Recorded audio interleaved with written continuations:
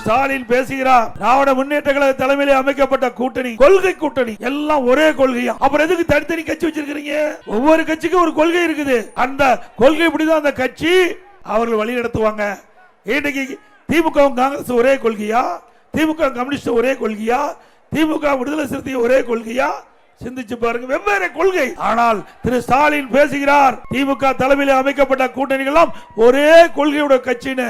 அப்படின்னா ஒரே கட்சியா இருந்துக்கலாம், திமுக கட்சியா இருந்துக்கலாம். அண்ணா திமுக அப்படி அல்ல.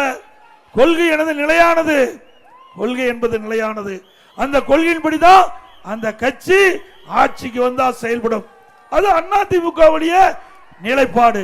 திமுக அப்படி அல்ல, கூட்டணி கட்சியை விலகி கொண்டிருக்கின்றது. அந்த கூட்டணி தலைவர்கள் எல்லாம் இன்னும் திமுகவை நம்பிக்கொண்டிருக்கின்றார்கள். கொஞ்சம் கொஞ்சமா அந்த கட்சியெல்லாம் கரைத்து கொண்டிருக்கின்றார் திராவிட முன்னேற்ற கழக தலைவர்.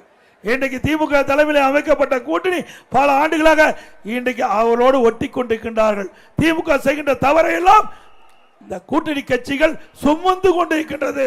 கூட்டணி கட்சியில் இருக்கின்ற தலைவர்களே சிந்தித்து பாருங்கள், திராவிட முன்னேற்ற கழகம் செய்கின்ற தவறை எல்லாம் நீங்கள் ஏன் தூக்கி கொண்டு அலைகின்றீர்கள்?